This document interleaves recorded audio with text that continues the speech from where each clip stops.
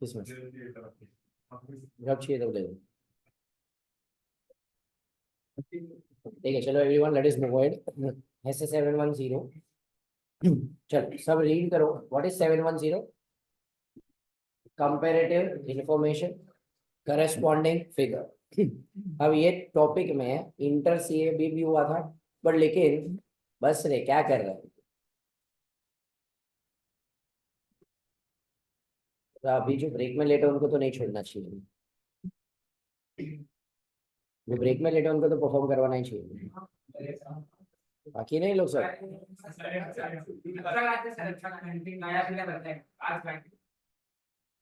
ठीक so 710। Before we move head I want you to do one thing.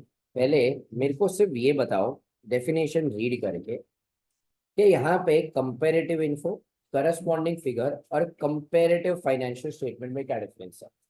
देखो यहाँ पे किसका डेफिनेशन दिया है, कंपैरेटिव इंफॉर्मेशन पहला। सेकंड किसका डेफिनेशन दिया है, करस्पॉन्डिंग फिगर दूसरा।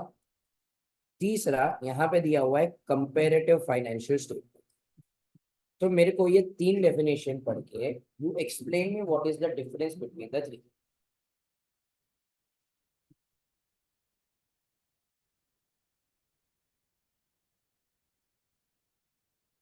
491। एवरीवन सिटिंग ऑनलाइन आल्सो क्या करना है, comparative info, corresponding figure, comparative financial statement, तीनों के डेफिनेशन पढ़ के मेरे को समझाओगे कि डिफरेंस क्या है।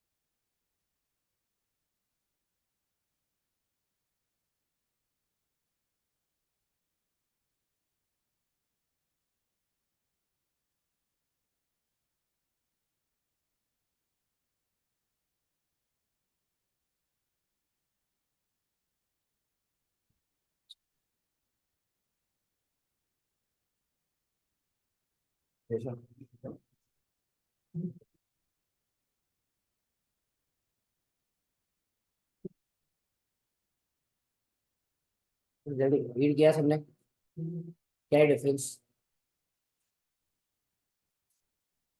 आना चाहिए भाई, अभी थोड़ा सा सीरियसली लो, ये सब तुम पढ़ चुके हो।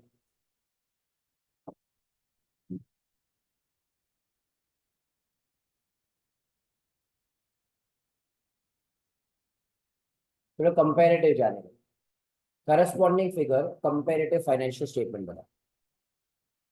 कंपैरेटिव का डेफिनेशन जाने दो, just tell me what is the difference between corresponding figure and comparative financial statement.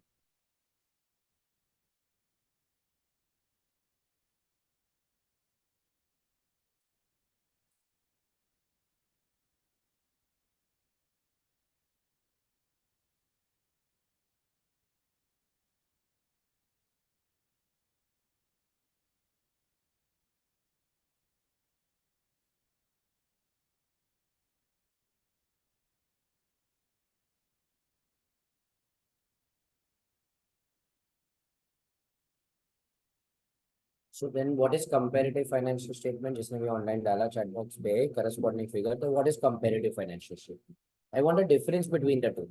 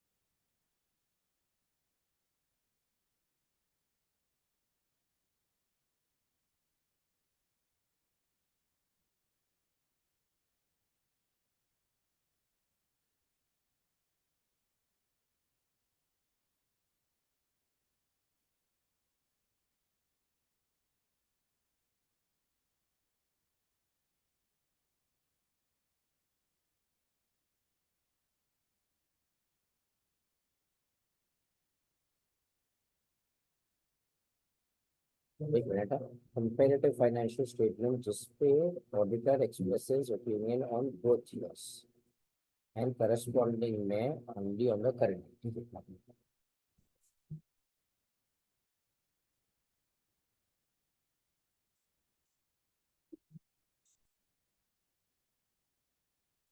रुक जाओ, उधर ही रुक जाओ, उधर ही रुक जाओ। करस्पॉन्डिंग और कंपेरेटिव का डिफरेंस बताओ। करस्पॉन्डिंग फिगर और कंपेरेटिव फाइनेंशियल स्टेटमेंट।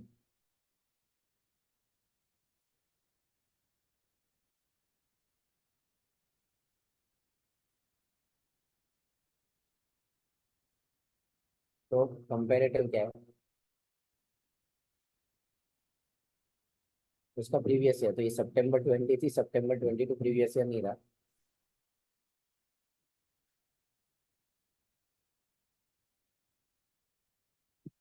ठीक है, सो तू क्या बोल रहा था करस्पॉन्डिंग में?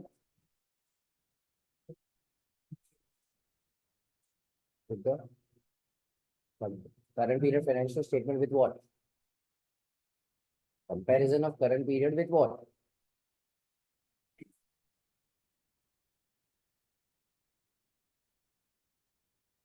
We will write comparative financial statement are not part of current financial statement, but rather distinctly shown that will include in the current year itself, for which opinion will be expressed for both figures.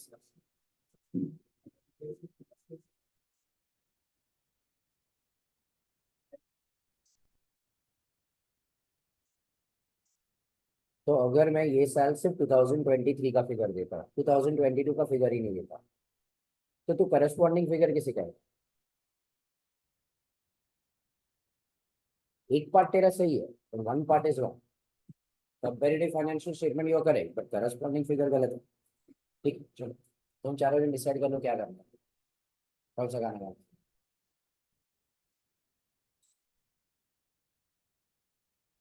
आज क्या हमारे पास दो चार जन extra है, तो 4 दिन कम भी होंगे, तो हमें थोड़ा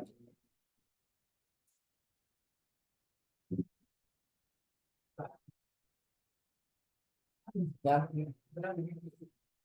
किधर गए थे तुम? वेस्ट, सब वेस्ट में गए थे।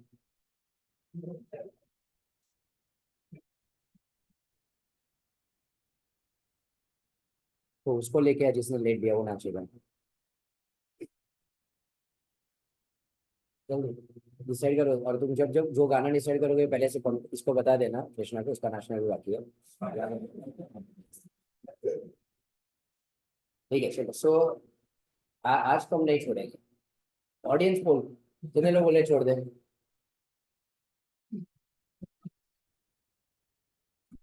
करेगा ना, आज जब तुम करोगे। वो आता है किधर से? वाशी से। तुम आए किधर? वेस्ट से। ठीक है चलो, अब ध्यान दो सब लोग।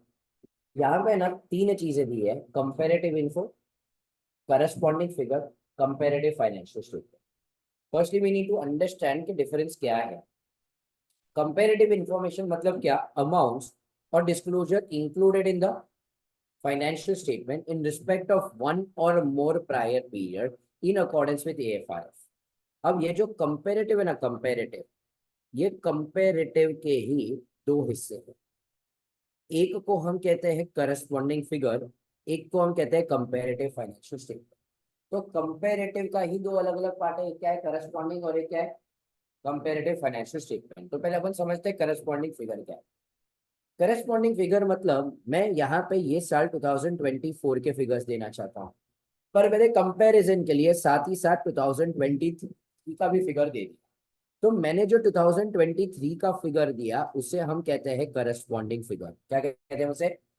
मेरा ओपिनियन सिर्फ और सिर्फ 2024 के ऊपर है। Am I expressing my opinion on both the financial years? No. मेरा ओपिनियन सिर्फ किसके ऊपर है? 24। पर यूजर्स कंपेयर कर सके इसलिए मैंने पहले वाले साल का करस्पॉन्डिंग फिगर दे दिया। अब एक बार डेफिनेशन पढ़ो। कंपेरेटिव इंफॉर्मेशन, ठीक है, तो यहाँ पे करस्पॉन्डिंग इस टाइप ऑफ कंपेरेटिव, इसलिए वो लोग ने क्या बोला? It is what? Comparative information where amounts and disclosure for the prior period are included as an integral part of the current period financial statement. ये इंटीग्रल है, अलग से अपेंडिक्स नहीं दिया है कि 2024 के फाइनेंशियल स्टेटमेंट ये लो अलग से 2023 के, अपेंडिक्स नहीं, it is integral part. That is what integral part are intended to be read only in relation to the amounts and disclosure relating to the current period।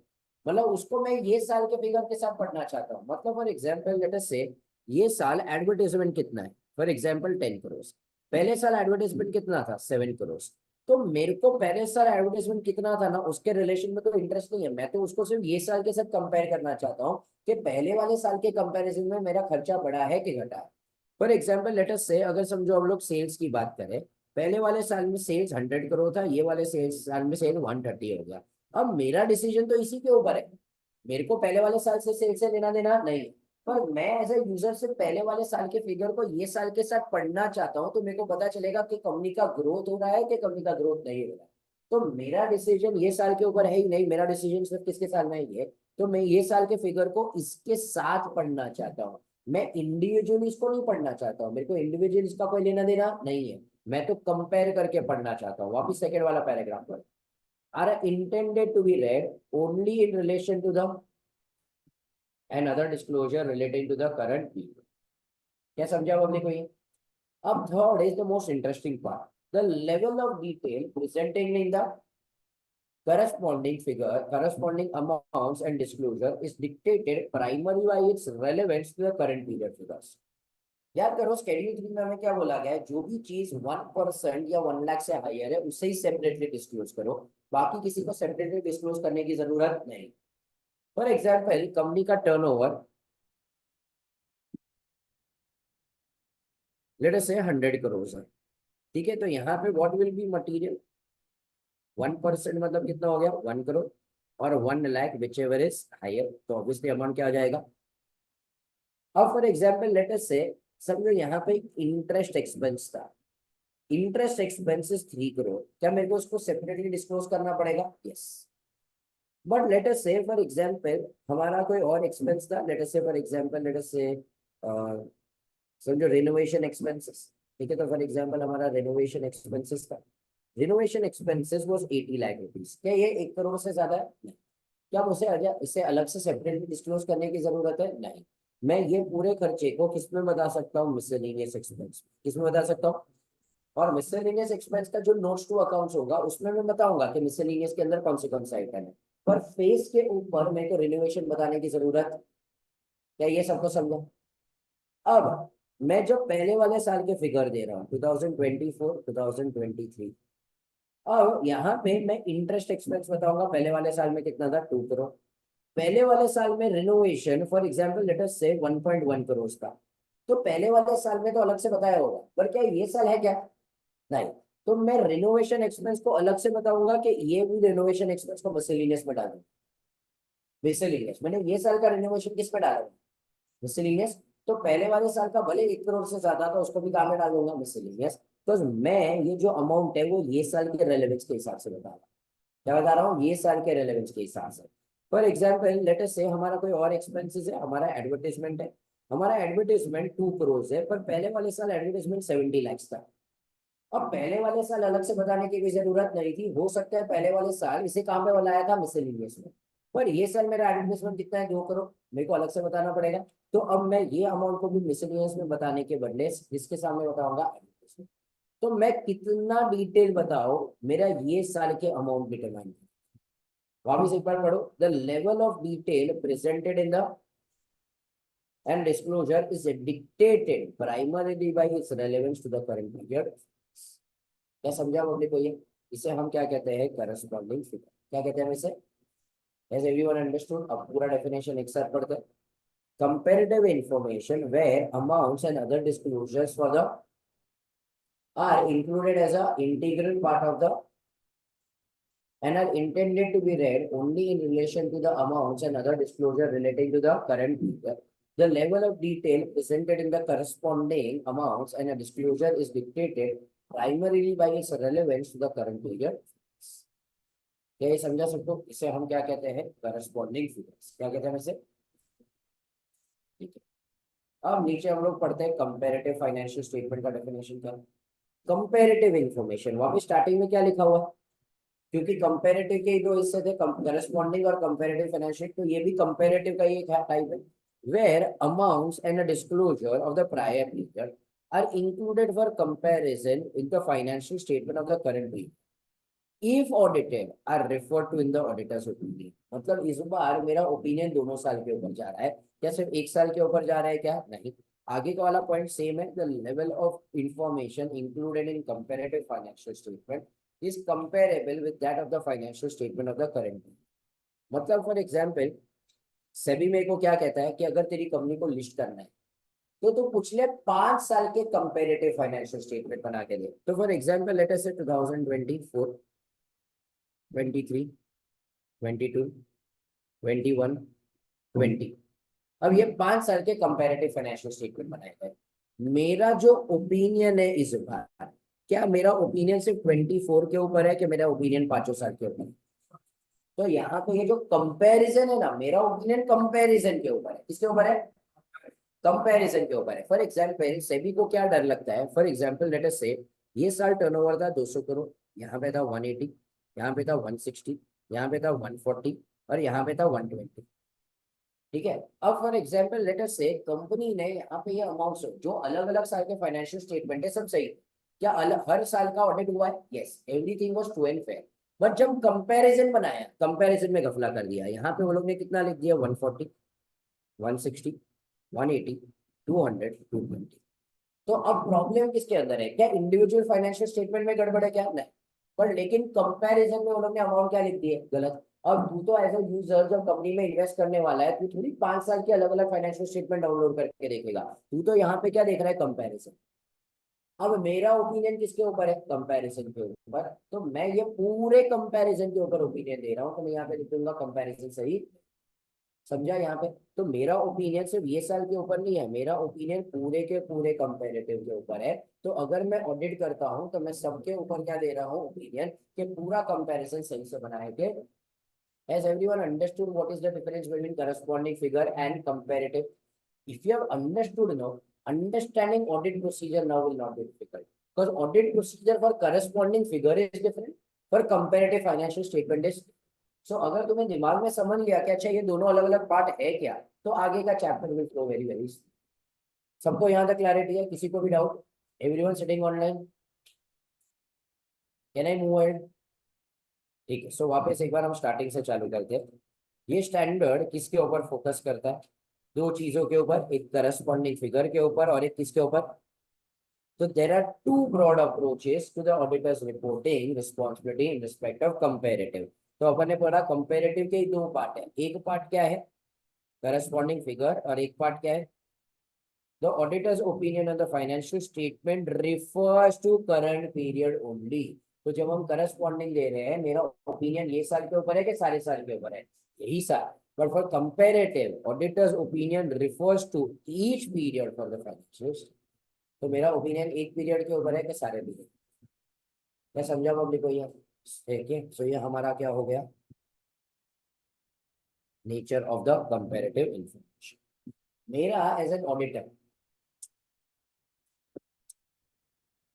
मेरा एज एन ऑडिटर ऑब्जेक्टिव क्या है, मैं as an auditor क्या obtain करना चाहता हूँ, side क्या obtain करना चाहता हूँ, whether the comparative information included in the financial statement has been presented in all material respect in accordance with the applicable financial reporting framework। और मैं उसी के ऊपर क्या देना चाहता हूँ, रिपोर्ट।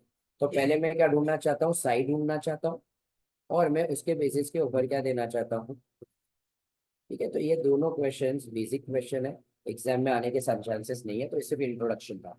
यहाँ तक सबको समझा, फिर बाद में डेफिनेशन ऑफ कंपेरेटिव तो तुम समझ चुके हो। अब आती है हमारी ऑडिट प्रोसीजर। अब ये जो ऑडिट प्रोसीजर है ये किसके ऊपर बोली है, मतलब कंपेरेटिव में तो दोनों आ रहा है ना, करस्पॉन्डिंग भी आता है और क्या आता है, कंपेरेटिव फाइनेंशियल। तो ये इन जनरल मेरी ऑडिट प्रोसीजर्स हो गई। तो auditor shall determine whether the financial statement include comparative information as required by the AFRF and whether such information is properly classified. तो मेरे को देखना है कि जो भी इंफॉर्मेशन है सही तरह से क्लासिफाई किया है कि नहीं। तो मैं वहां पे क्या देखना चाहूंगा, सबसे पहले कि comparative information agrees with amounts and disclosure presented in the price. मतलब यहाँ पे अपन ने जो एग्जाम्पल लिया था कि मैं अलग अलग फाइनेंशियल स्टेटमेंट्स निकाल के देखूं, तो यहाँ पे मेरा सेल्स कितना था 120, यहाँ पे कितना था 140, पर यहाँ पे कितना डाल दिया। सो अब मैं क्या करूंगा, कंपैरेटिव के लिए ऊपर जब प्रोसीजर लगाऊंगा, मैं पहले वाले साल के ऑडिटेड फाइनेंशियल स्टेटमेंट देखूंगा। मैं देखूंगा कि जो कंपैरेटिव के जो अमाउंट्स है और डिस्क्लोजर है, वो पहले वाले उसके साथ मैच कर रहे हैं कि मैच कर रहे हैं कि नहीं। सो वापस एक बार, पहला अपन ने बहुत सिंपल सा स्टेप्स क्या लगाया वहां पे, comparative information agrees with what amounts and disclosure presented in the अच्छा मेरे को बताओ तीन फंडामेंटल अजम्पशन क्या है। कंसिस्टेंसी मतलब क्या होता है। तो अगर मैं यहाँ पे कंपेरेटिव इंफॉर्मेशन दे रहा हूँ, मतलब कंपैरिजन के लिए, तो अकाउंटिंग पॉलिसीज तो कंसिस्टेंट होनी चाहिए ना, वरना तो कंपेयर ही कैसे करेगा। मतलब I can compare two different, मतलब दो चीज है ना, मतलब फॉर एग्जाम्पल मैं गोल्ड के सामने तुम्हें सिल्वर दे दूंगा, चलेगा क्या, नहीं। तो कहाँ पे क्या होनी चाहिए, कंपेरेबिलिटी होनी चाहिए। तो फाइनेंशियल स्टेटमेंट में भी 2 साल में क्या होना चाहिए, कंपेरेबिलिटी। पहले साल तुमने स्टॉक को वैल्यू किया फीफो में, अब तो आ गया वेटेड एवरेज के ऊपर। तो when you come from FIFO to weighted average, stock का वैल्यू थोड़ा क्या होने वाला है, बढ़ने वाला। तो एसएलएम के बदले डब्ल्यूडीवी कर दिया, तो भाई कंपेरेबिलिटी रहने वाली नहीं है। वी नीड टू एंश्योर कि क्या अकाउंटिंग पॉलिसीज कंसिस्टेंटली अप्लाई की है। कैसे अप्लाई किया है? अच्छा बट मेरे को बताओ, क्या मैं अकाउंटिंग पॉलिसीज कभी चेंज ही नहीं कर सकता? कब कर सकता? फेयर प्रेजेंटेशन और लॉ कहता है, अगर मेरे को लग रहा है यूजर को इससे बेटर अंडरस्टैंडिंग मिलेगी, ठीक है, और या तो मेरे को क्या लग रहा है लॉ कहता है, तो भाई इन दैट केस मैं वहां पे क्या करूंगा, चेंज कर सकता हूँ। थोड़े एग्जाम्पल दो। हाँ मैनेजमेंट जाता है, बट लेकिन उसके वजह से फेयर प्रेजेंटेशन होना चाहिए, तो वो फर्स्ट पॉइंट के साथ ही इंक्लूडेड है, तो वहां पे यूजर को फेयर चीजें मिलेगी, तो चलो। बट कोई एग्जाम्पल्स दो मेरे को, कब लॉ भी अलाउ करेगा, कब फेयर रहेगा, क्या एग्जाम्पल दो ना ऐसे कोई लॉ का। तो जीएसटी से मेरे कंसिस्टेंसी पे क्या है? ये तो भी अकाउंटिंग पॉलिसी है। जीएसटी का percentage, see what is accounting policy. तुम फीफो करो, वेटेड एवरेज करो, तुम एसएलएम करो, डब्ल्यूडीवी करो, तुम्हारा रेवेन्यू रिकॉग्निशन कौन से बेसिस के ऊपर कर रहे हैं, इसे हम अकाउंटिंग पॉलिसीज कहते हैं। ठीक है, GST is not an accounting policy. तो हम लोग चेंज कर रहे हैं वैसा। ठीक, चलो टू एन एक्सचेंज चलेगा, देखो देखो कहाँ कहाँ पे हम कर सकते हैं। समझो लेटेस्ट से ये साल दो कंपनी का मर्जर हो रहा है, रिलायंस रिटेल और फ्यूचर ग्रुप। फ्यूचर ग्रुप सबको समझता है, बिकॉज अब अगर मर्जर करना है तो भाई वहां पे अकाउंटिंग पॉलिसीज को हार्मोनाइज करना पड़ेगा, मतलब दोनों की अकाउंटिंग पॉलिसी को क्या करना पड़ेगा, सेम। क्या यहाँ पे हमें अलाउ किया जाएगा? ठीक है, तो यहाँ पे देयर माइट बी सर्कमस्टेंसेस जहाँ पे हमें अकाउंटिंग पॉलिसीज को क्या करना पड़ेगा, change.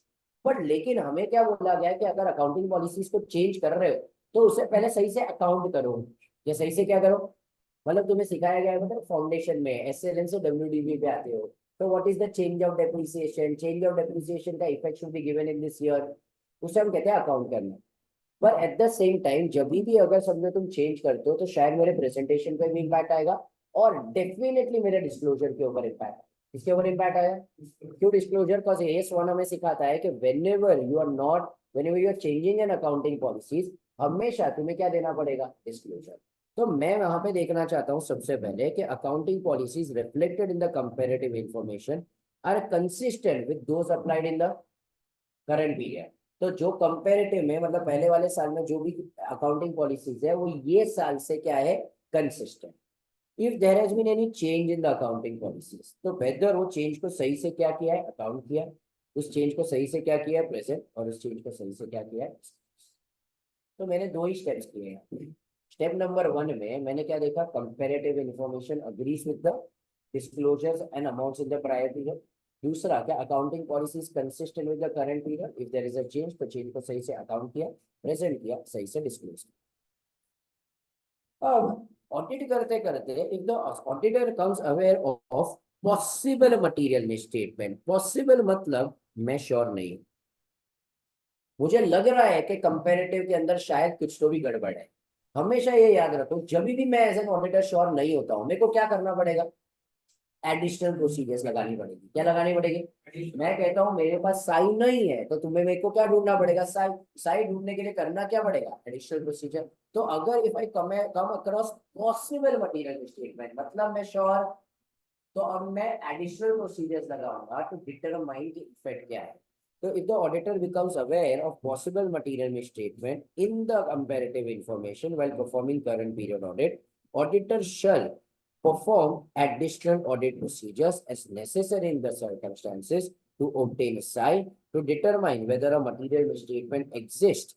If the auditor had audited the prior period, तो मेरे लिए ऐसे 560 भी रेलेवेंट हो जाएगा, बिकॉज ये मेरे लिए क्या हो गया? Subsequent event. क्या हो गया मेरे लिए? What is subsequent event? Event occurring, ठीक है, but between the date of financial statement and the date of auditor's report, या तो fact that becomes known to the auditor after the date of. तो अगर मैं ही पहले वाले साल का ऑडिटर हूँ, मेरे को ये साल पहले वाले साल में गड़बड़ मिली है, तो अब यहाँ पे मैं ये साल में 710 की तो प्रोसीजर लगा रहा हूँ, पर मेरे को पहले वाले साल के लिए क्या लगाना पड़ेगा? इसे 560 की। क्या समझा पब्लिक को ये? अब मैं मैनेजमेंट के पास से क्या ले लूंगा? Written representation. क्या ले लूंगा मैं? पर मैं कौन से पीरियड के ऊपर लूंगा? ये पीरियड के ऊपर लूंगा कि सारे पीरियड के ऊपर लूंगा? ये पीरियड के सारे पीरियड? सारे पीरियड। कंपेरेटिव फाइनेंशियल स्टेटमेंट सारे में, करस्पॉन्डिंग फिगर में। Very good. करस्पॉन्डिंग फिगर में सिर्फ ये साल के ऊपर, तो मेरा ओपिनियन ही किसके लिए है? ये साल। तो मेरे को सबूत भी यही साल का चाहिए। बट अगर फॉर एग्जाम्पल मेरा ओपिनियन किसके ऊपर है? कंपेरेटिव। तो जब मैं ओपिनियन पूरे के ऊपर दे रहा हूँ तो मैं रिटर्न रिप्रेजेंटेशन भी किसके लिए मांगूंगा? अच्छा, बट लेकिन मेरे को बताओ, बेटी में चर्चा किया था अपन ने, एक मैनेजमेंट वाला वो क्या बोलता है, भाई हमें तो भाई यहाँ पे अपॉइंट ही किया गया था 2022, तो मैं 22, 23, 24 के ऊपर रिटर्न रिप्रेजेंटेशन दूंगा। 21 और 20 के ऊपर मैं कैसे दूं? मैं तो था ही नहीं। तो रिटर्न रिप्रेजेंटेशन लेंगे कि नहीं लेंगे? तो लेना तो पड़ेगा। तो भाई जिम्मेदारी तो तेरे को लेनी पड़ेगी, तू नहीं ले सकता तो मैं भी ये बना के नहीं दूंगा। समझ रहे हो? फिर बाद में से भी मांग रहा है तो मैं बोलूंगा भाई तू वो नहीं दे सकता तो जाने दे। फिर अब और 2 साल जाने दे, फिर 5 साल का बना के तू जाके लिस्टिंग में जाना। पर फिलहाल तो तेरे को देना पड़ेगा। याद है ऐसा सेम पॉइंट 5 में पढ़ा था। सो यहाँ पे अपन ने क्या बोला? पॉइंट वाइज जाते हैं। सबसे पहले पॉइंट नंबर 1 में हमने क्या बोला? Comparative information agrees with the amounts and disclosure presented in the prior period. फिर हमें देखना है कि अकाउंटिंग पॉलिसीज कैसे लगाई गई है? कंसिस्टेंट। ठीक है, अगर कोई चेंज है तो एटलीस्ट वो चेंज को सही से क्या किया है? Account present disclose. If we become aware of the possible material misstatement, तो मैं क्या लगाऊंगा? Additional procedure. क्या ढूंढने के लिए? साइट। अगर मैं ही पहले वाले साल का ऑडिटर हूं तो मैं साथ ही साथ क्या लगाऊंगा? SA 560। क्या लगाऊंगा मैं? ऐसे। और आखिर में मैं उनके पास से रिटर्न रिप्रेजेंटेशन लूंगा फॉर ऑल द पीरियड्स। किसके लूंगा मैं? For all the periods. So यहाँ पे अगर तुम देखोगे स्टेप वाइज, तो ये क्या था मेरा? स्टेप 1। ये मेरा क्या था? स्टेप 2। ये मेरा क्या था? स्टेप 3। ये मेरा क्या था? स्टेप 4। और आखिर में ये मेरा क्या था? स्टेप। ठीक है, ये किसके लिए था? कंपेरेटिव। 15 15 मिनट ले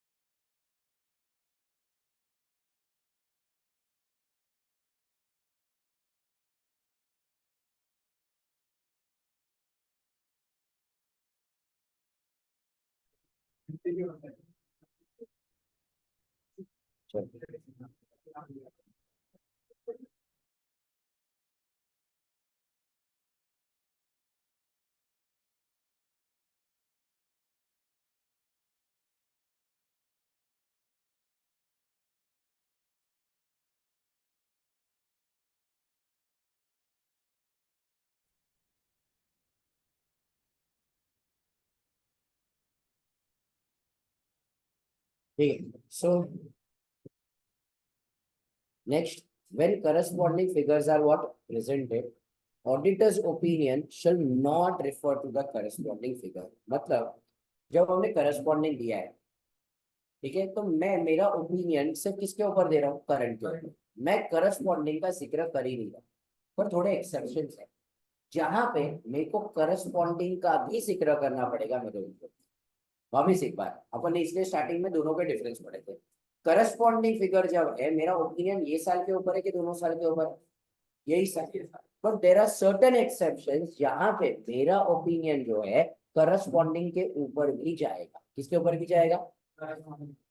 तो if the auditor, when the corresponding figures are presented, the auditor's opinion shall not refer to the corresponding figures. Yeah, shall not refer to the, except in the following circumstances. If the auditor's report on the prior period, if the as previously issued included a qualified opinion, disclaimer of opinion, adverse opinion, अर्थात पहले वाले साल में क्या किया था, modification, पर वो मैटर अभी भी अनरिजॉल्व है। क्या मैटर अभी भी क्या है? तो auditor shell modify auditors opinion current period financial statement, but लेकिन जब मैं अपना बेसिस ऑफ मॉडिफिकेशन बता दूंगा, याद करो ओपिनियन के नीचे क्या था बेसिस फॉर मॉडिफिकेशन। अब मैं यहाँ पे करस्पॉन्डिंग फिगर का जिक्र करूंगा। किसका जिक्र करूंगा? तो I will refer to the current period figures as well as corresponding figure. For example देखो, दो केसेस है। पहले वाले साल में ओपिनियन मॉडिफाई हुआ था। क्या पहले वाले साल में ओपिनियन को क्या किया गया था? मॉडिफाई। अगर पहले वाले साल अनमॉडिफाइड ओपिनियन दिया है तो मेरे को इससे कोई भी लेना देना नहीं है। तो प्रीवियस ईयर में क्या हुआ था? मॉडिफाइड ओपिनियन क्या दिया गया था? अब दो बातें हो जाएगी। वो जो पहले वाले साल का मॉडिफिकेशन था उसे क्या कर दिया गया है? रिजॉल्व कर दिया गया है या रिजॉल्व किया गया? तो यहाँ पे ये रिजॉल्व है या तो क्या है? अनरिजॉल्व। ठीक है, तो पहले वाले साल में ओपिनियन मॉडिफाई किया, जो भी कारण की वजह से वो मैटर को क्या कर दिया? रिजॉल्व। ठीक है, फॉर एग्जांपल एडवर्टाइजमेंट याद करो, अपन ने कौन सा एग्जांपल लिया था? वीवो में। उसने पूरा काम पे डाल दिया था, पीएनएल में डिफर करना चाहिए था। अब वो लोग ने रिजॉल्व कर दिया, पहले वाले साल में गलती थी, ऑडिटर ने ओपिनियन मॉडिफाई किया, उन्हें रियलाइज हुआ कि मैंने गलती की है, मैनेजमेंट ने रिजॉल्व कर दिया। तो अब पुरानी गलती रिजॉल्व कर दी गई। तो भाई क्या मैं पुरानी गलती का जिक्र करूंगा? क्या नहीं, हम यहाँ पे क्या बोलेंगे? छोड़ो कल की बात, कल की बात पुराने साथ बात है। अब हमें को इसका जिक्र करने का कोई फायदा नहीं है। तो अब मैं पुराने जिक्र का कुछ जिक्र करने वाला नहीं। बट अगर पुरानी गलती को अभी भी ठीक नहीं किया है, अगर वो मैटर अनरिजॉल्व है, क्या अगर वो मैटर क्या है? अनरिजॉल्व है, तो क्या वो गलती अभी भी ठीक हुई है? क्या वो गलती को अभी भी क्या नहीं किया गया है? रिजॉल्व। क्या इस बार मैं गाना गा सकता हूँ छोड़ो कल की बात है, क्योंकि कल की बात पुरानी हुई क्या नहीं? तो मेरे को ये साल क्या करना पड़ेगा? अपना ओपिनियन मॉडिफाई करना पड़ेगा। बट जब मैं समझाना चाहूंगा कि मैंने अपना ओपिनियन क्यों मॉडिफाई किया, मैं पब्लिक को बताना चाहूंगा कि मैंने मॉडिफाई किया पहले वाले साल की वजह से, वो पहले वाले साल के अंदर अभी भी गलती है, इसलिए वही चीज ये साल को भी अफेक्ट कर रही है। तो I will refer to both the current period figures, I will also refer to the corresponding figure. See as such मैं करस्पॉन्डिंग का कभी जिक्र करता, पर इन दिस केस मेरे को करस्पॉन्डिंग का भी जिक्र करना पड़ेगा। तो इसको कैसे सिंपल याद रखोगे? अगर पुरानी कोई गलती है, उसको तुमने रिजॉल्व कर दिया, तो हम बोलेंगे छोड़ो कल की बात। बट अगर पुरानी गलती है, तूने अगर उसे भी रिजॉल्व नहीं किया है, तो तेरे को हमेशा उसके ऊपर ताना सुनना पड़ेगा। क्या तेरे को हमेशा उसके ऊपर क्या सुनना पड़ेगा? ताना। फॉर एग्जाम्पल लेट अस से, भाई लेट अस से मम्मी ने जाफर को बोला कि भाई देख तो टाइम पे घर पे आता नहीं है, ठीक है, बोल के जाता है 9 बजे तक आ जाऊंगा, रखड़ रखड़ के 10 साढ़े 10 तक आता है, घर का खाना खाता नहीं है, बाहर का खाना खाता रहता है, घर पे आके पूरा दिन फोन पे बैठा रहता है, पता नहीं कौन तेरे को इतना भाव दे रही है, ठीक है, कभी भी ऐसा टॉवल वॉवल सुबह सुबह सुखाता नहीं है, टॉवल फेंक के चला जाता है। तो मम्मी दुनिया भर की क्या, साहिबा कौन है? बॉस की बेटी बोलो, एक ही मम्मी हो। गलती कर दी भाई तूने आके। ये तो राज खोल रहे हैं। ठीक है, सो यहाँ पे कमिंग बैक टू दिस, हम लोग क्या बोल रहे थे कि अगर फॉर एग्जाम्पल भाई ये टॉवल वॉवल भी सुखाता नहीं है तो मम्मी दुनिया भर की ताने मार रही थी। अब फॉर एग्जाम्पल लेट अस से, समझो उसने टॉवल सुखाना उखाना शुरू कर दिया, ठीक है, घर पे बराबर से खाना खाना चालू कर दिया। अब यहाँ पे वो सारी चीजें ठीक हो चुकी है, तो अब मम्मी पुराने चीज पे ताना मारेगी क्या? नहीं, हम क्या बोलेंगे, छोड़ो कल की बात। बट लेट अस से वो ये आज भी घर जाते जाते लेट हुआ, बट आज लेट हुआ, बट लेकिन मम्मी जब घर पे मिली तो मम्मी ने सारी चीजों पे ताना मारा कि घर पे खाना खाता नहीं है, टाइम पे आता नहीं है, फोन पे पड़ा रहता है, टॉवल सुखाता नहीं है। अब अगर इसने टॉवल सुखाना शुरू कर दिया होता तो मम्मी को क्या बोलता, मम्मी मैंने टॉवल सुखा दिया है, अब उसके ऊपर तुम ताना क्यों मार रहे हो? बट लेकिन क्या उसने अपनी पुरानी गलती को अभी भी ठीक किया है क्या? नहीं। तो पुरानी गलती पे भी तेरे को आज के दिन भी ताना सुनना पड़ेगा। तो अगर तूने पुरानी गलती को क्या कर दिया है, रिजॉल्व, तो हम क्या बोलेंगे, छोड़ो कल की बात। बट अगर रिजॉल्व नहीं किया है तो मैं क्या करूंगा, उसके ऊपर भी तेरे को ताना दूंगा। मतलब इस साल जब ओपिनियन मॉडिफाई करूंगा, I will refer to both the current period figure as well as what corresponding figure. क्या समझा पब्लिक को ये? एक बार अभी वापस पूरा पढ़ो यहाँ पे से, रिफर टू बोथ करस, मतलब ये कब है, अगर पहले वाले साल में क्या नहीं है, अनरिजॉल्व की चीज रिजॉल्व की गई नहीं है। रिजॉल्व है तो कुछ भी करने की जरूरत नहीं है, ठीक है। क्या अगर रिजॉल्व है तो हम क्या कुछ करने वाले हैं क्या? पर अगर अनरिजॉल्व है तो यहाँ पे refer to both corresponding figure and the current period figure in the description of the matter giving rise to the modification और द इफेक्ट्स और possible effects of the matter on the current period figures are. ठीक है, तो ये case में मेरे को क्या करना पड़ेगा, करस्पॉन्डिंग फिगर का भी जिक्र करना पड़ेगा। इन अदर केसेस, क्या इन, explain that the audit opinion has been modified because of the or the possible effect of the unresolved matter, क्या of the on the comparability of the current period figure and the corresponding।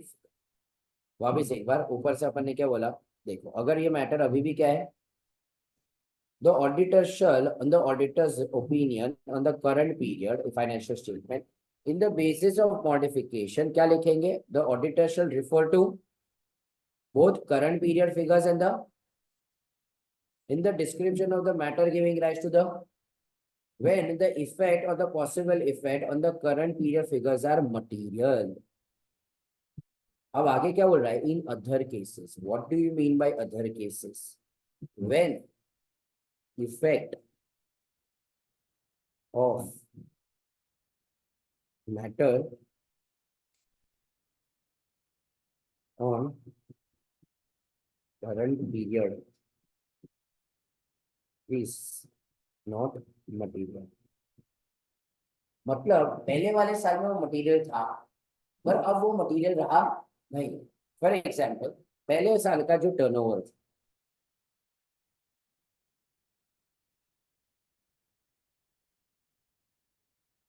पहले वाले साल में turnover 10 crore था, अब हमारा बहुत advertisement हो गया, हमारा सीधा कितना हो गया, 100 करोड़। पहले वाले साल में एडवर्टाइजमेंट में गड़ती थी, एडवर्टाइजमेंट कितने की गड़बड़ थी, फॉर एग्जाम्पल लेटर से 50 लाख रुपीज की, तो वो हमें मटीरियल लगा था, क्या हमें क्या लगा था, मटीरियल। बट लेकिन आज वो ही 50 लाख रुपया 100 करोड़ के सामने मटीरियल रहा नहीं। तो अगर समझो पहले वाले साल की गलती है और अगर वो ये साल के लिए क्या है, मटीरियल, तो मैं क्या करूंगा, करंट पीरियड के फिगर्स का भी जिक्र करूंगा और किसका जिक्र करूंगा, corresponding. But in other cases, मतलब पहले वाले साल में गलती है और वो ये साल के लिए मटीरियल रही नहीं। Explain that the auditor opinion is modified because of the effect or the possible effect of the unresolved matter on comparability। क्या on, मतलब इस पर इफेक्ट है ना, करंट पीरियड के ऊपर नहीं आ रहा है, इस पर इफेक्ट दोनों की कंपैरिजन के ऊपर आ रहा है। किसके ऊपर आ रहा है, तो जो तू कंपेयर कर रहा है, दो कंपैरिजन के दो अमाउंट में से एक अमाउंट के अंदर गड़बड़ है, तो effect is not on the current period, effect is on what the compare. Has everyone understood this? This is extremely important and trust me, बहुत सारे स्टूडेंट्स को इसके अंदर डाउट आता है। क्या ये समझा है? एक बार के लिए 2 मिनट लो, रीड करो। देखो इन द क्लास है ना, रेयरेस्ट केस में तुमको बोलूंगा रीड करो, बस मैं समझ चुका हूँ जब पब्लिक को रीड करने दिया ना, पब्लिक उसको टीम ब्रेक मांगता है, कोई पढ़ता नहीं है। तो मैंने पब्लिक को रीड करना सीधा बंद ही कर दिया। I don't ask you to read, rare cases I will ask you to read, तो थोड़ा उसको इज्जत दे के पढ़ा।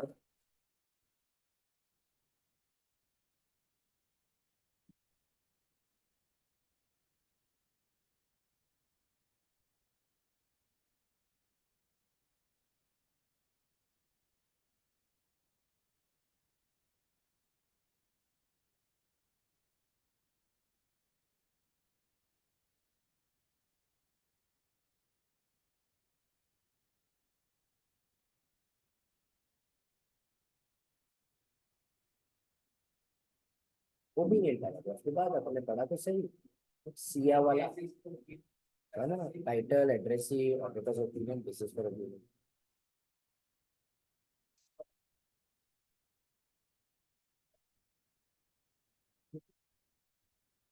ROLR, report on other legal and regulatory requirement, जितने भी पॉइंट सेम है वो ठीक है, पर जो अलग है वो ROLR में, बिकॉज वो लॉ के रिक्वायरमेंट है, नॉट सर।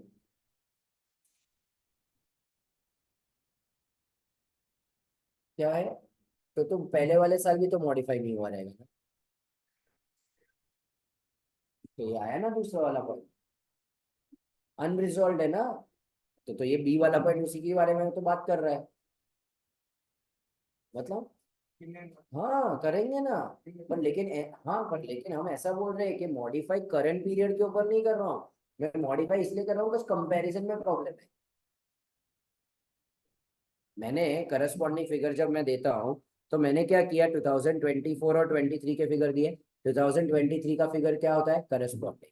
तो यहाँ पे ना मेरे ये साल के अमाउंट के ऊपर कोई इम्पैक्ट नहीं है, पर जब तू दो चीज कंपेयर करेगा अगर ये अमाउंट गलत है तो तेरा कंपैरिजन अफेक्ट हो रहा है ना। फॉर एग्जाम्पल लेट अस से यहाँ पे एडवर्टीजमेंट फॉर एग्जाम्पल होनी चाहिए थी 5 करोड़, कितनी होनी चाहिए थी, पर वो लोग ने बताई हुई थी 4.5 करोड़।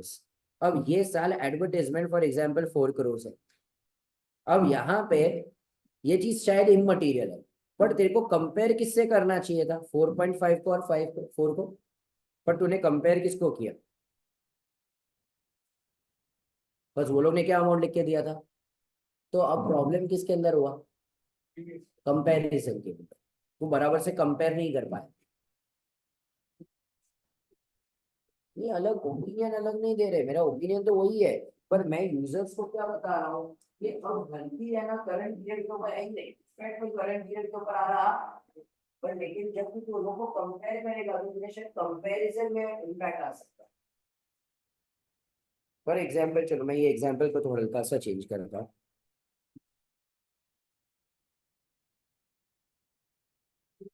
समझो, एक एक मिनट, ओपिनियन एक ही है, समझो।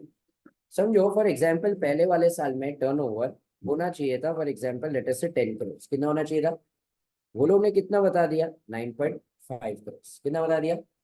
ये साल में टर्नओवर हो गया 50 करोड़, कितना हो गया।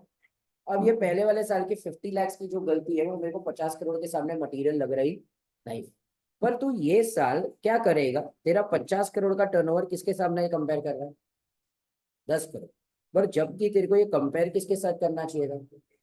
तो मैं यहाँ पे ओपिनियन जब दूंगा मैं कैसा बोलूंगा कि करंट पीरियड में कोई गलती नहीं है, ये कंपैरिजन में problem. Yes, basis for opinion में मैं लिखूंगा कि इम्पैक्ट किसके ऊपर आ रहा है, कंपैरिजन के ऊपर। तो ये जो हम पढ़ रहे हैं ये पूरा बेसिस फॉर ओपिनियन में ही पढ़ रहे हैं ना, ये सारी चीजें हम लिख किधर रहे, बेसिस फॉर ओपिनियन। तो मेरा ओपिनियन मॉडिफाई तो यही साल के ऊपर हुआ 24 का, but when I am suppose to explain it to the users, I am explaining कि भाई ये साल में गड़बड़ नहीं है, गड़बड़ कंपैरिजन में।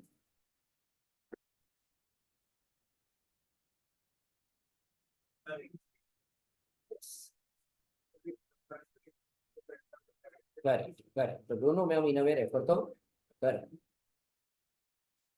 डाउट है तो पूछो यहाँ पे।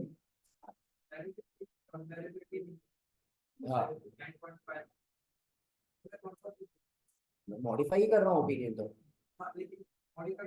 मॉडिफाई तो कर ही रहा हूँ, बट मैं शेयर होल्डर्स को सिर्फ बता रहा हूँ कि तू टेंशन मत ले, ये साल के फिगर सही है, ये तो कंपैरिजन नहीं हो रहा था इसलिए मेरे को अपना ओपिनियन क्या करना पड़ा। तो पहले वाले साल की गलती को रिजॉल्व नहीं किया ना, मॉडिफाई तो होने ही वाला, सिर्फ बेसिस फॉर मॉडिफिकेशन के अंदर का मैटर अलग होगा।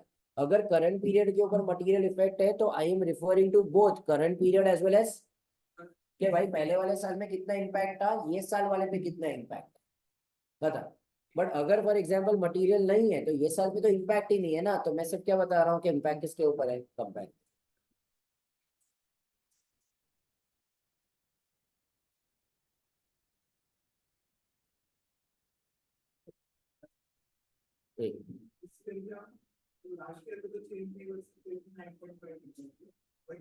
क्यों चेंज नहीं कर सकते, हम तो उनको बोल रहे हैं ना रिजॉल्व करो।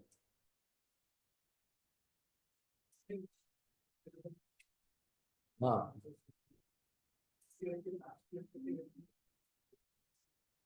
कंपैरिजन में तो कर ही सकते हैं ना। हाँ वो क्या बोल रहे हैं मैं समझ गया, पर लेकिन हम लोग कंपैरिजन के लिए करके बता सकते हैं। हाँ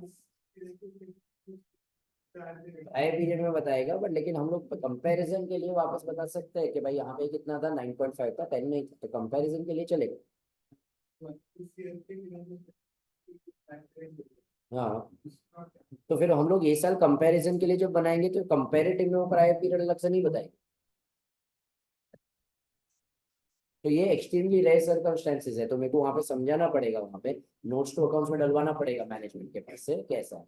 लेकिन extremely this is extremely rare circumstance, but yes if it happens we will have to disclose. बस हम लोग ने क्या बोला, हम फेयर प्रेजेंटेशन फॉलो करते हैं, अगर हमें चाहिए यूजर्स के अंडरस्टैंडिंग के लिए बेटर हो तो we will have to depart और गिव एडिशनल डिस्क्लोजर। तो मैं मैनेजमेंट को बोल दूंगा ये एडिशनल डिस्क्लोजर दे दे।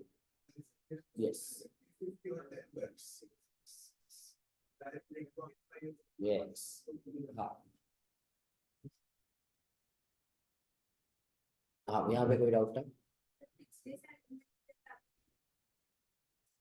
अरे अगर पिछले साल इमटेरियल था तो पहले वाले साल में ओपिनियन मॉडिफाई नहीं हुआ ना। देखो ये पंगा कब चालू हो रहा है, when the opinion in the previous year is, अगर पहले वाले साल में तू बोल के बैठा है ट्रू एंड फेयर तो सब लेना देना नहीं है, करस्पॉन्डिंग फिगर में सब सही है, तो ये मैटर चालू ही नहीं होएगा।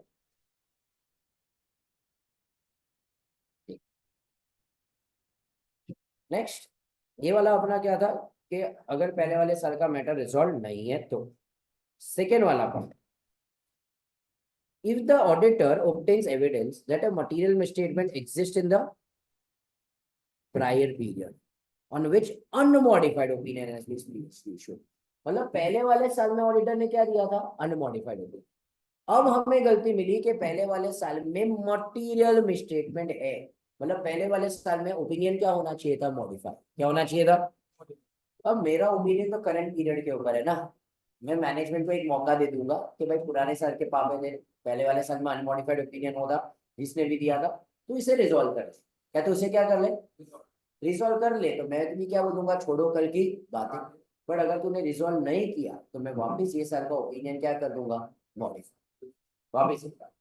इस बार पहले वाले साल में कौन सा ओपिनियन क्या है, मतलब ऑडिटर ने क्या बोला, एवरीथिंग इज, बट लेकिन हम ये साल में हमें ऑडिट करते करते पता चला पहले वाले साल में मटेरियल मिसस्टेटमेंट है, तो गलती ये साल की है कि पहले वाले साल की। तो मैं सिर्फ एक बार ये देखूंगा whether the misstatement has been dealt with, dealt with मतलब उसे सही तरह से क्या कर दिया, रेक्टिफाई कर दिया, तो वेरी गुड, नहीं किया वरना मैं अपना ओपिनियन क्या कर दूंगा, मॉडिफाई। मॉडिफाई करते वक्त मैं क्या दूंगा, या तो क्वालिफाइड ओपिनियन या तो एडवर्स। क्यों? क्योंकि ये कौन सा केस है जहां पे मेरे पास साई है। पढ़ो यहाँ पे से नीचे, if the auditor obtains evidence that a material misstatement exists in the prior period on which unmodified opinion has been previously issued, auditor shall verify whether the misstatement has been dealt with। dealt with मतलब हम लोग ने इसे क्या कर दिया है, rectify as required under the AFRF, and if that is not the case तो मैं क्या दे दूंगा, qualified या तो adverse opinion, क्योंकि ये कौन सा केस है जहां पे मेरे पास साई है। ठीक है, तो मैं क्या दे दूंगा, क्वालिफाइड या तो adverse opinion on the current period financial statement with respect to the corresponding figure. तो यहाँ पे भी मेरे को करस्पॉन्डिंग फिगर का क्या देना पड़ा, जिक्र, क्योंकि यहाँ पे मैंने पहले वाले साल के फिगर की वजह से ये साल का ओपिनियन क्या किया है, मॉडिफाई। तो अपन ने दो एग्जाम्पल्स देखे जहां पे हम करस्पॉन्डिंग फिगर का क्या करेंगे, जिक्र करेंगे। पहला वाला केस क्या था, ऑडिट ओपिनियन क्या किया था, मॉडिफाई। दूसरा वाला केस क्या था, पहले वाले साल में ओपिनियन में क्या दिया गया है, अनमॉडिफाइड। तीसरा, पहले वाले साल में ऑडिट ही नहीं हुआ है। क्या पहले वाले साल में क्या नहीं हुआ, तो prior period for the financial statement work. तो यहाँ पे मैं क्या कर दूंगा, अपने उसमें एक अदर मैटर पैराग्राफ दे दूंगा कि पहले वाले साल में फाइनेंशियल स्टेटमेंट वर अनऑडिटेड। क्या फाइनेंशियल स्टेटमेंट वर, तो मेरी जिम्मेदारी कंपैरेटिवली क्या है, कम। पर आईसीआई तुझे याद दिलाना चाहता है कि ऐसे 70 तक पहुंच गया तो अपने छोटे भाई ऐसे 510 को मत भूल जाना। ऐसे 510 क्या था, opening balances, financial statement for the prior period were not audited, या तो financial statement for the prior period were audited by a predecessor auditor. तो तू कंपैरिजन करस्पॉन्डिंग फिगर के लिए लिख दे, मैं कौन सा मैटर पह रहा, अदर मैटर, पर तेरे को ओपनिंग बैलेंस के लिए तो सबूत ढूंढना ही पड़ेगा इसके लिए सबूत ढूंढना पड़ेगा, तो तेरी वो जिम्मेदारी से कहीं पे कुछ हो रहा नहीं है। तो such a statement does not relieve the auditor with the requirement to obtain sight that opening balance do not contain misstatement that materially affect the current period financials। ठीक है, सो अगर पहले वाले साल में ऑडिट ही नहीं हुआ है तो मैं कौन सा मैटर दे दूंगा, अदर मैटर पैराग्राफ। बट लेकिन ये पैराग्राफ देने से मैं अपनी जिम्मेदारी से मुक्त होता। चौथा वाला पॉइंट क्या कहता है, पहले वाले साल में ऑडिट हुआ है बट किसने किया है, तो भाई इन दैट केस तू क्या कर सकता है, एक अदर मैटर पैरा दे सकता है। अदर मैटर पैराग्राफ के अंदर तो तीन चीजें लिखेगा, कितनी चीजें लिखेगा, that the financial statement for the prior period were audited by a predecessor of auditor। फिर उसका टाइप ऑफ ओपिनियन दे देगा कि उसने क्या ओपिनियन दिया था। टाइप ऑफ ओपिनियन मतलब अनमॉडिफाइड, मॉडिफाइड, कौन सा टाइप का ओपिनियन दिया था by the predecessor auditor. And if the opinion was modified, क्या इफ द ओपिनियन वाज, मेरे को उसके क्या देने पड़ेंगे, क्या मेरे को उसके क्या देने पड़ेंगे, रीजंस। अगर समझो उसने अनमॉडिफाइड दिया है तो मेरे को क्या रीजन देना है, सब कुछ सही है ना, इसलिए अनमॉडिफाइड बोला, उसमें रीजन क्या दे। बट अगर उसने अपना ओपिनियन मॉडिफाई किया है तो मेरे को क्या देने पड़ेंगे, रीजंस। रीजंस मतलब पहले वाले साल का जो बेसिस पर ओपिनियन पहना है वो मेरे को वापस बताना पड़ेगा।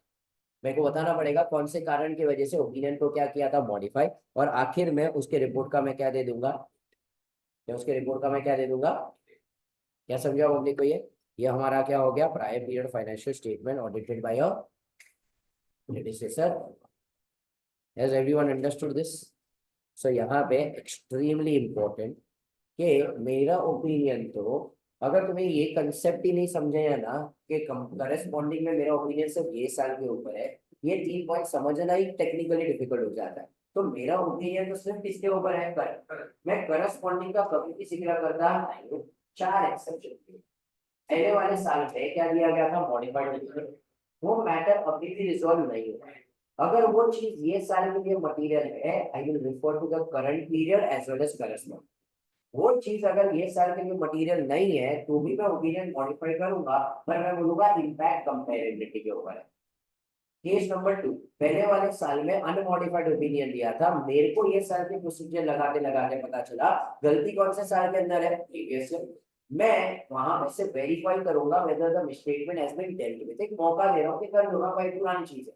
पर अगर नहीं किया तो मैं क्या दे दूंगा, क्वालिफाइड या तो एडवर्स, और वापस मैं ये साल के करस्पॉन्डिंग फिगर में क्या करूंगा, सिर्फ बस गलती इवेंचुअली कौन से साल की है, पहले।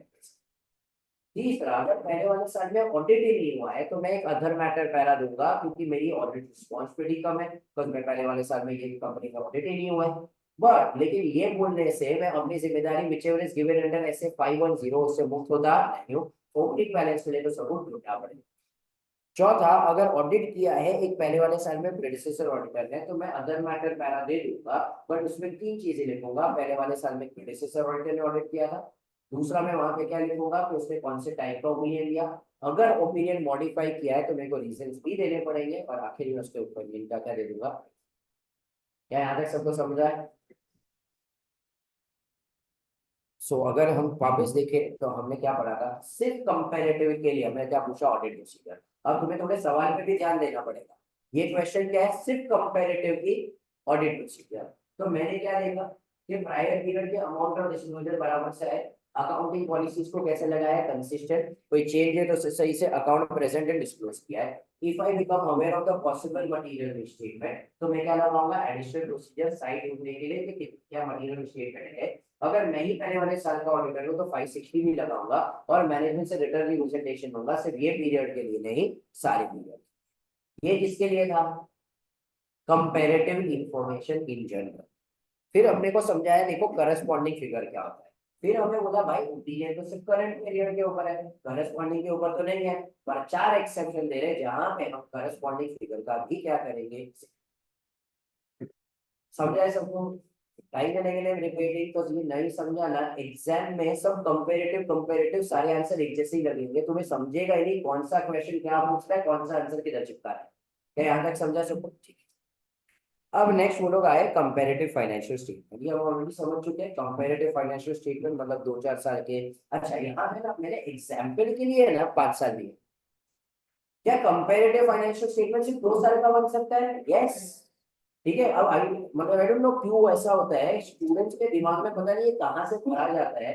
काफी स्टूडेंट्स को लगता है करस्पॉन्डिंग फिगर मतलब एक साल का फिगर दिया तो करस्पॉन्डिंग, एक साल से ज्यादा का फिगर दिया तो कंपेरेटिव। ऐसा नहीं, कंपेरेटिव फाइनेंशियल स्टेटमेंट भी सिर्फ 2 साल के हो सकते हैं। मेरा ओपिनियन दोनों पीरियड के ऊपर है। अब यहाँ पे बहुत सिमिलर चीजें आ जाएगी, तो इन अ वे तरीका तो मोर और लेस क्या रहने वाला है, सेम। तो तुम्हें आंसर ऐसा सेम एज अबाव वाला फीलिंग आता रहेगा।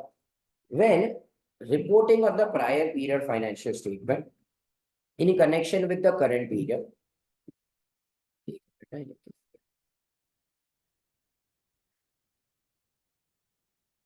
सो यहाँ पे एक का जो उनका डाउट आया है, just give me 2 minutes, let me complete it, उसके बाद मैं उसको कंप्लीट लेते हैं। When reporting on the prior period financial statement in connection with what current period, if auditor's opinion on the prior period financial statement differs from the opinion previously expressed, देखो ध्यान दो क्या बोल रहे हैं अपन, when reporting on what prior period financial statement in connection with current period, मतलब मैं current period को ऑडिट कर रहा हूँ, but the auditor opinion on prior period financial statement differs from the opinion previously expressed। तो पहले वाले साल में जो भी ओपिनियन दिया है, मेरे को लग रहा है मेरा ओपिनियन अलग है, तो auditor should disclose substantive reasons for different opinion in other matter. क्या यहाँ पे auditors responsibility, audit report affect हो रहा है।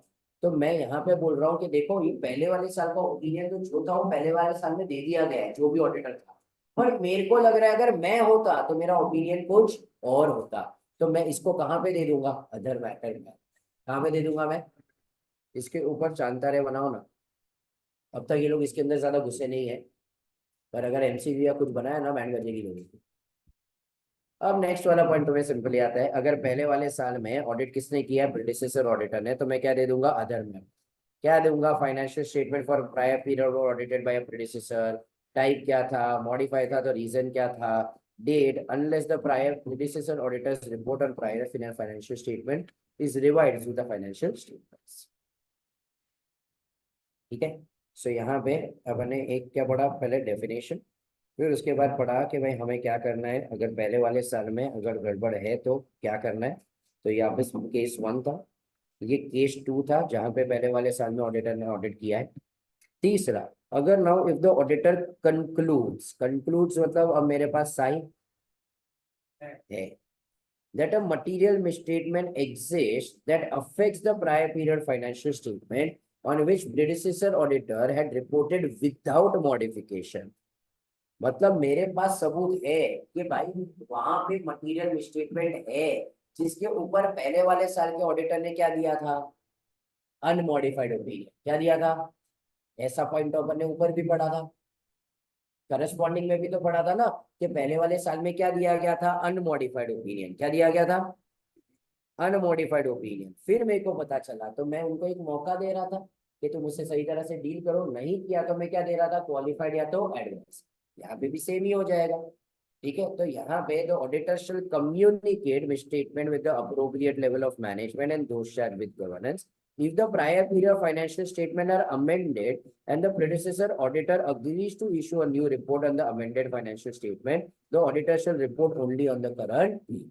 पिछले वाले साल में गड़बड़ था, मेरे को पता चला, मैंने मैनेजमेंट को बोला भाई पहले वाले साल का ओपिनियन गलत है, तो पहले वाले ऑडिटर को बता दे। पहले वाले ऑडिटर के लिए क्या हो गया, सब्सिक्वेंट इवेंट क्या हो गया, मैनेजमेंट ने फाइनेंशियल स्टेटमेंट अमेंड कर दिया, पुराने वाले बंदे ने अपना रिपोर्ट क्या कर दिया, रिवाइज एज पर 560। हो गया ना, वो लोग की बात है, मेरे को कुछ करने की जरूरत। पर नहीं किया होता तो मैं वापस ये साल का अपना ओपिनियन क्या कर देता, पहले वाले साल में ऑडिट ही नहीं हुआ है तो मैं वापस क्या दे दूंगा, अदर मैटर में। पर लेकिन भाई वापस तो भूलना मत कि भाई ऐसे 510 के हिसाब से तेरे को ओपनिंग बैलेंस के लिए तो क्या ढूंढना पड़ेगा। ठीक है। तो यहाँ पे if the prior period financial statement were not audited, the auditor should state other matter para that comparative financial statement are unaudited. Such statement does not relieve the auditor of the requirement to take side that the opening balance do not contain statement and really affect the financial statements। ठीक है, ये हमारा क्या हो गया, 700 समझा होगी तो ये मेरे हिसाब से सबसे main important part is corresponding. If I wish to ask you a question at final level you will ask me this why. ऊपर वाला जो पार्ट है ना ये सभी तो सब इंटरव्यू पे पूछते हैं.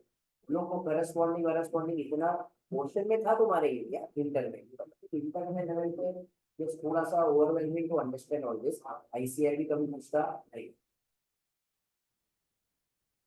क्या समझा यहाँ तक?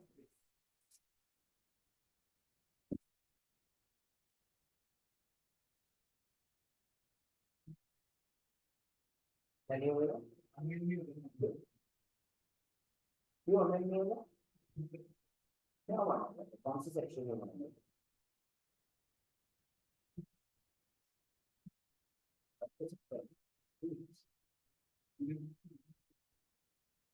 लेकिन अगर गलती है तो हमें उसे तो करवाना होगा.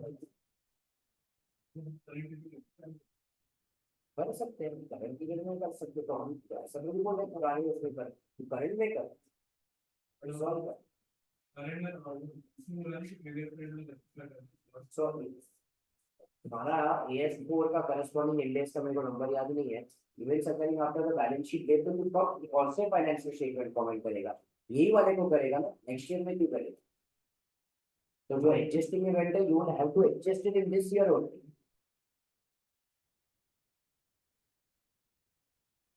तब क्या सर यहाँ पे किसी को कुछ डाउट आया है?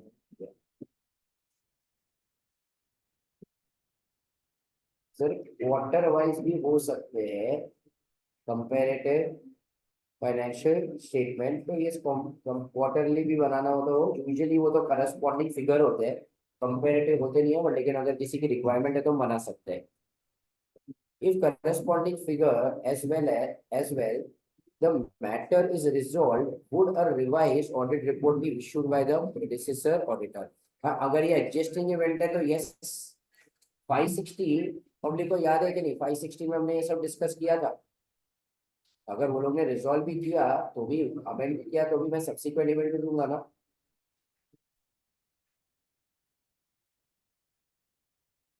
तो इसके बाद करस्पॉन्डिंग फिगर में प्रीवियस ईयर ऑडिटर को इन्फॉर्म नहीं करने का हुआ ना. वो आ गया ना भौमिक तेरा पॉइंट.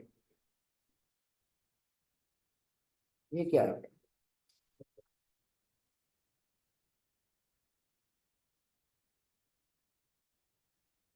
तो भी कूलिंग पीरियड होता है न्यू ऑडिटर रिक्रूट होता है तो अदर मैटर पैराग्राफ देना पड़ेगा. यस ठीक है. कूलिंग पीरियड हो या जिसके भी वजह से हो पहले वाले साल में ऑडिटर अलग था तो अदर मैटर पैरा आ जाए.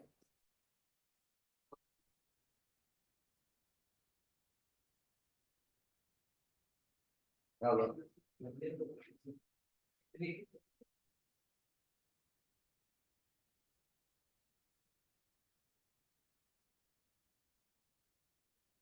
आज अच्छा लास्ट टाइम में तो बोल रहे थे ना लास्ट सैटरडे. अच्छा अब नहीं किया था ना. मतलब तुमको अच्छा फायदा पड़ता है तो पहली बात है.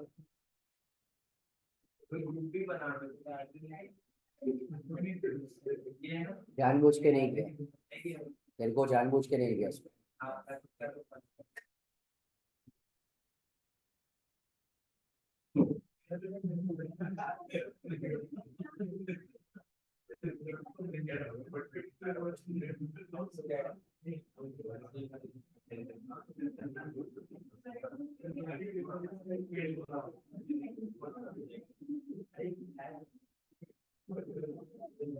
ऑनलाइन वाले को बोलना पड़ेगा कि ऑनलाइन वाले को मेंटरशिप दे देते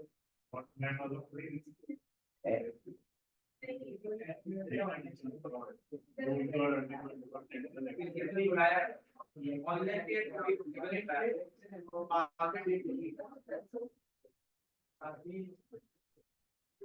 चलो सवाल है question number 1. For the year ended 31st of March, the audit report of Avinash contained qualification regarding non-provision for diminution in the value of investment to the extent of 50 lakhs. As an auditor of the company for the year 23-24, how would you report?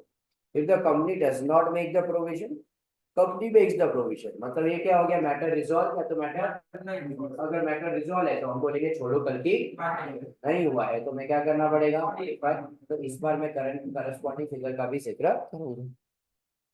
ठीक है. So if the auditor does not make the provision, we'll have to modify for both current period as well as what previous, or if however the provision is made, auditor need not refer to the earlier. अब एक छोटा सा point है, बहुत rare students को doubt आता है, but problem क्या होता है, काफी लोग को क्या होता है, अब यहाँ पे 50 lakhs में, पहले वाले साल में कितना है 50.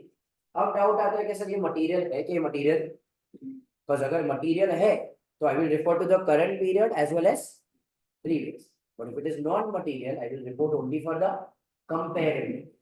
In absence of information, we will always assume it is material. बस ICI हमेशा ये वाला आंसर लिखता है, तो हम भी क्या करेंगे, ये वाला आंसर लिख के. समझा सबको?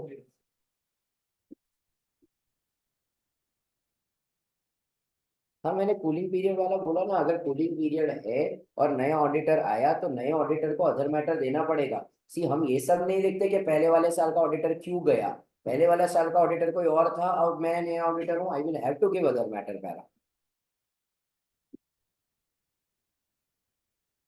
Next question 2. चलो एक एक स्टार्ट करो, लास्ट पेज से स्टार्ट करो.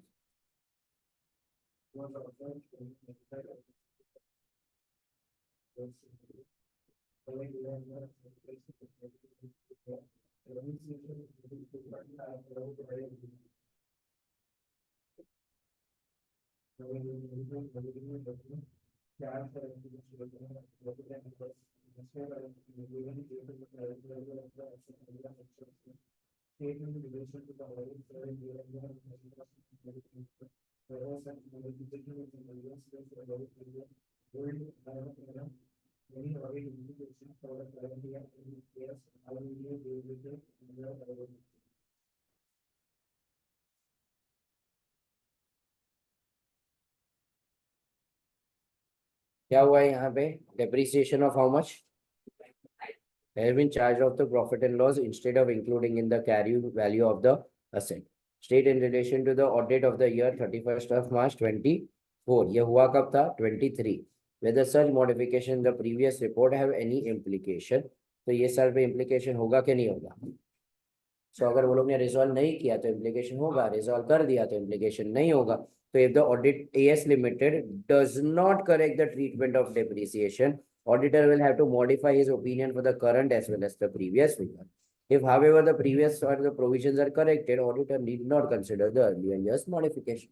तो मेरे को डिप्लोमेटिक आंसर लिखना पड़ेगा कि रिजॉल्व किया तो वेरी गुड, रिजॉल्व नहीं किया तो कुछ नहीं.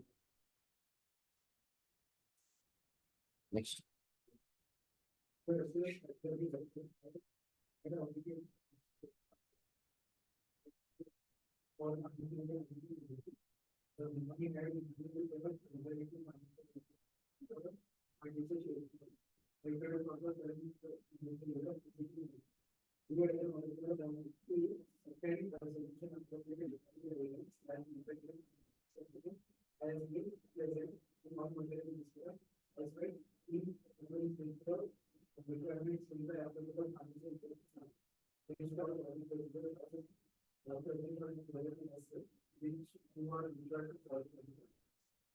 तो ये किसके ऊपर बोला है, क्वेश्चन किसके ऊपर पूछा गया है, किसके ऊपर, 4 स्टेप्स आएंगे यहाँ पे. देखो यहाँ पे company included comparative information in the financial statement, you want to obtain साई that comparative information as you present in all material respect. तो मेरा जो भी प्रोसीजर है सब किसके ऊपर पूछा गया है, कंपेरेटिव फाइनेंशियल इंफॉर्मेशन. तो कौन सा वाला आंसर आएगा, जो स्टार्टिंग में अपने सिर्फ कंपेरेटिव वाला पढ़ा था ना. कंपेरेटिव में सबसे पहले क्या पढ़ा था कि भाई वहां पे अमाउंट्स और डिस्क्लोजर बराबर से दिए हुए हैं. ठीक है, फिर अकाउंटिंग पॉलिसीज कंसिस्टेंटली अप्लाई की हुई है. If we become aware of the possible material misstatement, तो मैं एडिशनल प्रोसीजर्स परफॉर्म करूंगा साइड ढूंढने के लिए. मैं ही पहले वाले साल का ऑडिटर हूँ तो मैं क्या लगाऊंगा 560, और मैं मैनेजमेंट से क्या ले लूंगा, रिटर्न रिप्रेजेंटेशन, ये पीरियड के लिए नहीं, सारे पीरियड के लिए. This is one of the frequently asked questions. ठीक है, rather it was one of the frequently asked question was. बहुत टाइम पहले आता था, अब ज्यादा करके ये करस्पॉन्डिंग के ऊपर वो लोग शिफ्ट हो चुके हैं। ठीक है, क्वेश्चन नंबर 3 इंटर पे अभी आने लगा।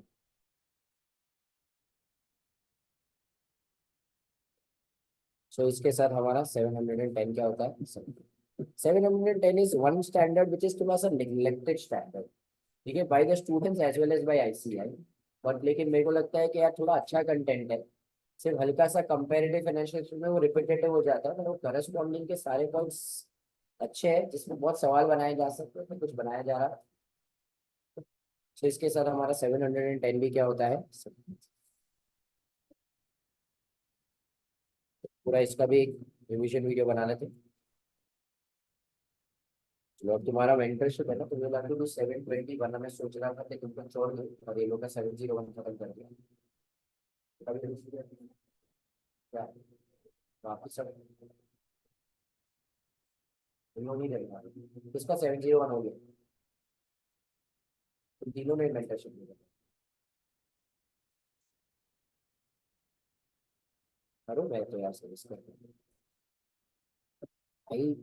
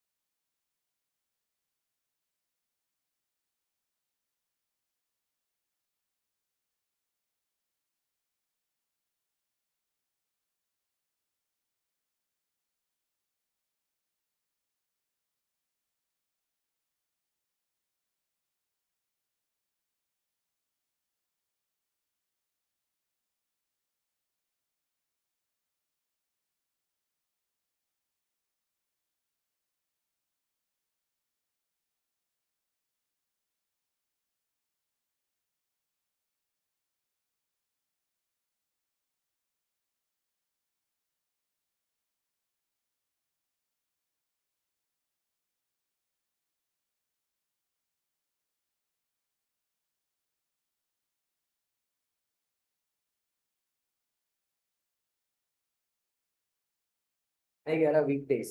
चलो जल्दी वीडियो बना, फिर आगे बढ़ते हैं।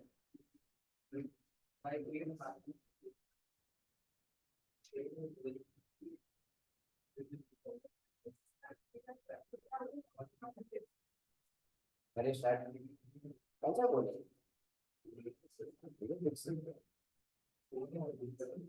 सबसे ज्यादा कब जलती है पता है? गूगल पिक्सल वालों से, जब कहीं कहीं स्टार गेजिंग के लिए जाते हैं ना, तो आईफोन में इतने बेकार फोटो आते हैं, गूगल पिक्सल का जो फोटो आता है। हाँ? आईफोन में भी अच्छा है। सब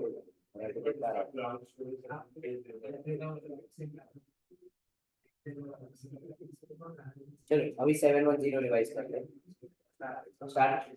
710 किसके साथ डील करता है? Comparative information. कंपैरेटिव इंफॉर्मेशन के दो पार्ट है, corresponding figure and comparative financial statement. Corresponding figure मतलब पहले वाले साल का फिगर, मेरा ओपिनियन सिर्फ यही साल के ऊपर होगा, करस्पॉन्डिंग के ऊपर। कंपैरेटिव फाइनेंशियल स्टेटमेंट 2 या उससे ज्यादा साल दिए हो। अब जितने भी फाइनेंशियल स्टेट ईयर्स है उसके अंदर ऑडिटर का ओपिनियन सारे पीरियड के ऊपर है। मेरा ऑब्जेक्टिव ये है कि मैं क्या ढूंढूं? साइट के जो भी करस्पॉन्डिंग फिगर है, कंपेरेटिव फाइनेंशियल इंफॉर्मेशन है, वो एज पर केएफआर है, और मैं उसी के ऊपर क्या चेक करना चाहूंगा। फिर कंपेरेटिव इंफॉर्मेशन मतलब जहां पे amounts and disclosure in the financial statement are included in respect of one or more prior period in accordance with KFR. मेरे को उसके लिए ऑडिट प्रोसीजर्स लगाने के मैं क्या करूंगा? सबसे पहले स्टेप 1 में क्या लिखूंगा? Amounts and disclosure of the prior period, और यहाँ पे अग्री कर रहे हैं उसके साथ। Second, accounting policies consistently apply की है, कोई चेंज है तो चेंज को सही से अकाउंट किया है, प्रेजेंट किया है, डिस्क्लोज किया है। If I become aware of the possible material misstatement, मतलब मैं फिलहाल श्योर नहीं हूँ, I will have to perform additional procedure सबूत ढूंढने के लिए कि मटेरियल मिसस्टेटमेंट एग्जिस्ट कर रहा है कि नहीं। अगर मैं ही पहले साल का ऑडिटर था तो मेरे लिए क्या हो जाएगा, सब्सिक्वेंट इवेंट, और मैं क्या लगाऊंगा, ऐसे 560। फिर बाद में एज पर ऐसे 580 the auditor shall request written representation not only for this period but for all the periods. फिर corresponding figure का definition, I forgot to mention the definition are important at final CA level. They have asked a 4 mark question, define corresponding figure and comparative info. तो दोनों का definition लिखना पड़ेगा. The definition has to be memorized. Corresponding figure is comparative information where amounts and other disclosure of the prior period are included as integral part of the current period financial statement and are intended to be read only in relation to the amounts and other disclosures related to the current. The level of detail presented in the corresponding amount and the disclosure is dictated primarily by its relevant to the current period. When the corresponding figures are presented, the auditor's opinion shall not refer to the corresponding figure. मैं उसका जिक्र नहीं करूंगा, but थोड़े cases है जहाँ पे करूंगा। पहले वाले साल में अगर ओपिनियन को क्या किया गया है, तो अगर वहां वो चीज अभी तो मैं अपना ओपिनियन मॉडिफाई करूंगा, बट बेसिस फॉर ओपिनियन मैं सिर्फ ये साल नहीं करस्पॉन्डिंग फिगर का भी जिक्र करूंगा अगर वो चीज करंट पीरियड के लिए मटेरियल। बट अगर वो चीज करंट पीरियड के लिए मटेरियल नहीं है तो मैं बेसिस फॉर ओपिनियन ऐसे इतना जिक्र करूंगा कि किसके ऊपर इम्पैक्ट आ रहा है, कंपेरेटिव। सेकेंड, पहले वाले साल में ऑडिटर ने अनमॉडिफाइड ओपिनियन दिया था, बट अब हमने एविडेंस कर पाया है कि पहले साल में मटेरियल स्टेटमेंट है।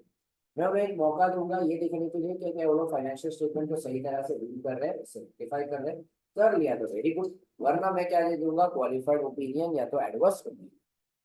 मेरे वाले साल में ऑडिट ही नहीं हुआ है तो मैं अदर मैटर पैरा दे दूंगा, पर लेकिन अदर मैटर पैरा देने से मैं मेरी जिम्मेदारी से मुक्त नहीं होता हूँ, क्योंकि मेरे को ओपनिंग बैलेंस के लिए सबूत तो ढूंढना पड़ेगा। पहले वाले साल में प्रीडिसेसर ऑडिटर ने ऑडिट किया था तो मैं वहां पे क्या दे सकता हूँ, वापस अदर मैटर। और अदर मैटर में मैं क्या दूंगा, पहले वाले साल में किसने किया था, प्रीडिसेसर ऑडिटर ने, उसके ओपिनियन का टाइप क्या था, अगर मॉडिफाई किया था तो रीजन क्या थे, और साथ ही साथ क्या दे दूंगा मैं, comparative financial statement, comparative information where amounts and other disclosures for the prior period are included for comparison with the financial statement of the current period, but if audited are referred to in the auditor's opinion. The level of information included in those comparative financial statement is comparable with that of the financial statement of the current period. Next, when reporting on a prior period financial statement in connection with what current periods audit, if the auditor's opinion on the prior period differs पहले वाले साल के comparison में, तो मेरे को ये reasons कहाँ पे लिखने पड़ेंगे, मेरे अदर मैटर का। अगर पहले वाले साल में प्रीडिसेसर ऑडिटर ने ऑडिट किया है तो मैं वापस अदर मैटर पैराग्राफ देके क्या दे दूंगा कि ऑडिट प्रीडिसेसर ऑडिटर ने किया था, अगर उसके टाइप ऑफ ओपिनियन क्या था, मॉडिफाई हुआ था तो उसके रीजंस क्या है, और अगर मैं कंक्लूड करता हूँ कि भाई वहां पे मिसस्टेटमेंट है जो मटीरियली अफेक्ट कर रही है, तो मैं वहां पे जाके मैनेजमेंट को और टीसी को बता दूंगा और मैं बता दूंगा कि तुम अमेंड कर दो। अगर वो लोग ने अमेंड कर दिया और पुराने वाले ऑडिटर ने अपना रिपोर्ट रिवाइज कर दिया तो कुछ नहीं, वरना मेरे को शायद अपना ओपिनियन क्या करना पड़ेगा। पहले वाले साल में ऑडिटिंग नहीं हुआ है तो मैं वापस अदर मैटर पैरा दे दूंगा, पर मैं अपनी 510 की रिस्पॉन्सिबिलिटी से मुक्त नहीं हुआ। मेरे को ओपनिंग बैलेंस के लिए तो सबमिट करना, ये हमारा क्या हो गया, इससे सही।